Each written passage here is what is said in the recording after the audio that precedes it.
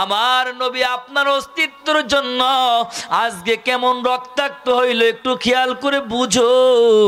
ও আল্লাহর বান্দা, ও যুবক ভাই, ওহুদের যুদ্ধের ইতিহাসটা পড়িয়ে নেন।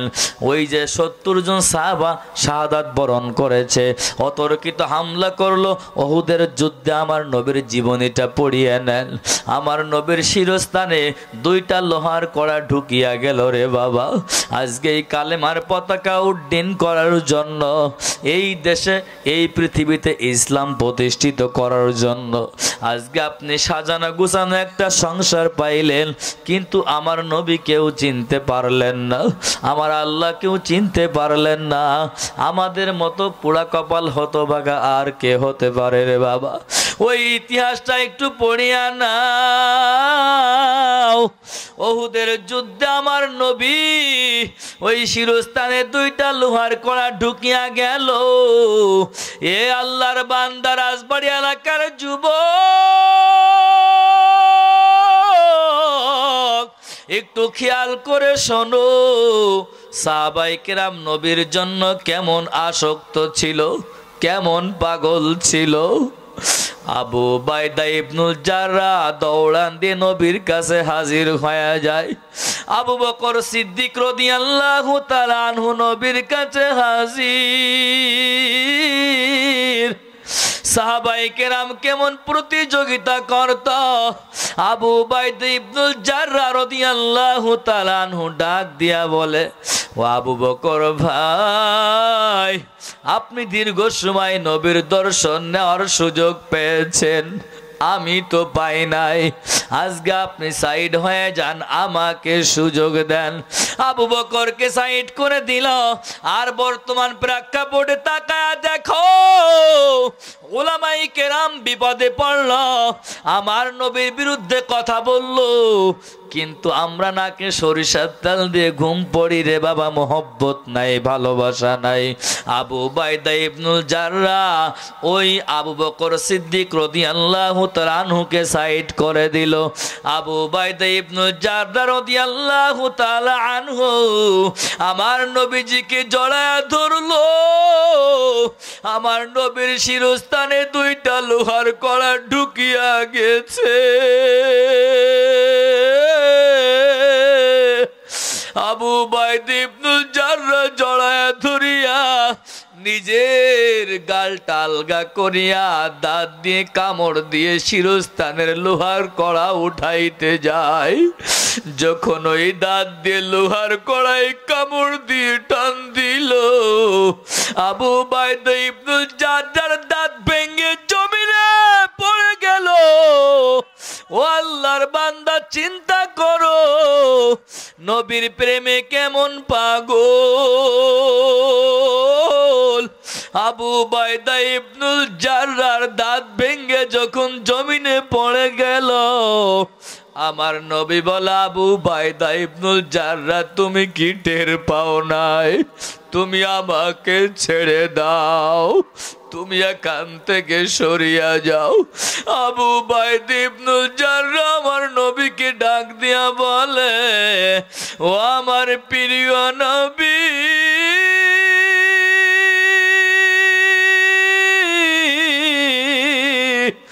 আপনি আমাকে তাড়াবেন না। আপনি যদি আমাকে তাড়ায় দেন, কাল কিয়ামতের ময়দানে কি জবাব দিব? আমি তো জাহান্নামের আসামি হয়ে যাব। আপনি আমাকে তাড়াবেন না। আবু উবাইদা ইবনুল জাররাহ আবার জড়ায়া ধরলো। আমার নবীও ক্ষত বিক্ষত, নবীও অসুস্থ হয়ে যায়। আবু উবাইদা ইবনুল জাররাহর দাঁত ভেঙে জমিনে পড়ে গেল।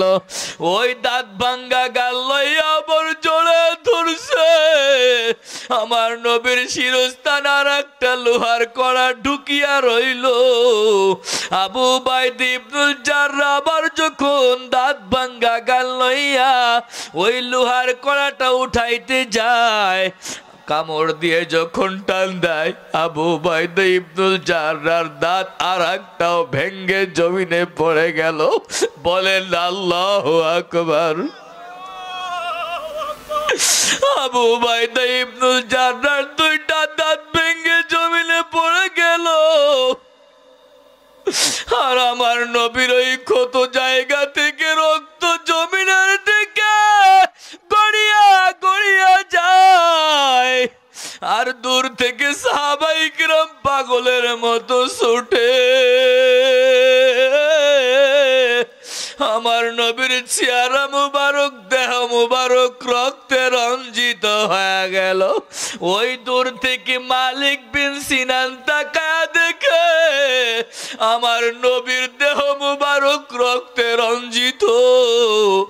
মালিক বিন সিনান দৌড়ান দিয়ে দুইজনের মাঝখানে চলে আইসা মালিক বিন সিনান নিজের জাহবাটা বের করিয়া আমার নবীর দেহ মুবারকে রক্ত চেটে চেটে ভক্ষণ করলো। আমার নবী অসুস্থ অবস্থায় ডাক দিয়া বলে, ও সাহাবায়ে কিরাম তোমরা শোনো, আমার শরীরের রক্ত যার ভেতরে প্রবেশ করবে ওই শরীর কখনো জাহান্নামের আগুনে পুড়বে না। এ আল্লাহর বান্দা যুবক, পয়গম্বর বলে লাং তামাসসাকান নার, লাং তামাসসাকান নার, লাং তামাসসাকান নার। ওরা আমার শরীরের রক্ত যার ভেতরে প্রবেশ করবে ওই শরীর কখনো জাহান্নামের আগুনে পড়বে না রে বাবা। এই জন্য প্রত্যেকটা মাকেই বলে যায়, প্রত্যেকটা বাবাকেই বলে যায়, প্রত্যেকটা যুবক বন্ধুকে বলে যায়, পায়ে হাত রেখে বলিয়া যায়, এ বাবা সময় নাই বিক্ষিপ্ত সংক্ষিপ্ত কথা আমার নবীজিকে মহব্বত করেন সাহাবায়ে কেরামের মতো, তাহলে জীবনটা ধন্য হয়ে যাবে। দেখেন কত মানুষ নবীর জন্য নবীর প্রেমে পাগল হয়ে আসক্ত হয়ে গেল, জান্নাতি হয়ে গেল। আমরা মুসলমান দাবি করে কিন্তু মহব্বত করতে পারলাম না রে বাবা। আমার মতো হতভাগা দুর্ভাগা আর কে হতে পারে? কারণ কাল কিয়ামতের ময়দানে যদি আমি আমার নবীর পরিচয় না দিতে পারি, আমি আমার রবের পরিচয় যদি না দিতে পারি, আমি আমার ধর্মের পরিচয় যদি না দিতে পারি, এ বান্দা কি নেকি অর্জন করছ?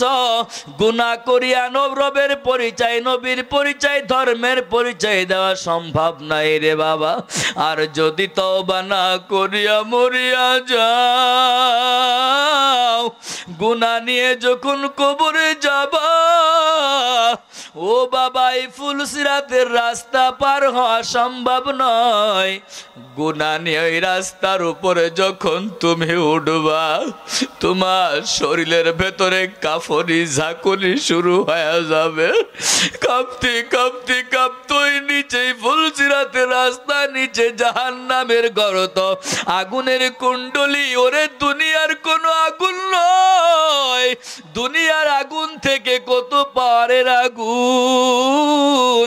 ও আল্লাহর বান্দা, ওই রাস্তার উপরে যখন উঠবা গুনাহ নিয়ে কবরে গেলে, ওই কাঁপতে কাঁপতে ঠাস করে আগুনের গর্তের মাঝে যখন পড়ে যাবে, আগুনের শিকল বেঁধে টানতে টানতে যখন নিয়ে যাবে, কেউ তোমার আপন নয়। ফাসায়াকফিকাহুমুল্লাহ, একমাত্র আমার মালিক আল্লাহ, আর কেউ তোমার আপন নয়। এই জন্য তওবা করো যুবক বন্ধু, আর দাড়ি কাটিয়ে আমার নবীর কলিজায় আঘাত দিবা না, নামাজ ছাড়ি আল্লাহকে বেজার করবা না।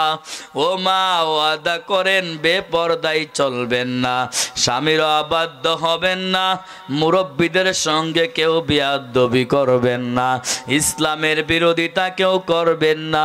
যদি আমলটুকু করতে পারো পারো, জাহান্নামের ভয়ে যদি আরাধনা করতে পারো, আমার আল্লাহ তাআলা এই ময়দান থেকে আমাকে আপনাকে জান্নাতি মেহমান হিসেবে কবুল করবেন। আল্লাহর কাছে ক্ষমা চাইয়া ওয়াদা করো আর জীবনে অন্যায়গুলো করব না। কারা কারা রাজি আছি দুইটা হাত উঁচা করে দেখায়া দাও। আল্লাহ কবুল করেন, বলেন আমিন।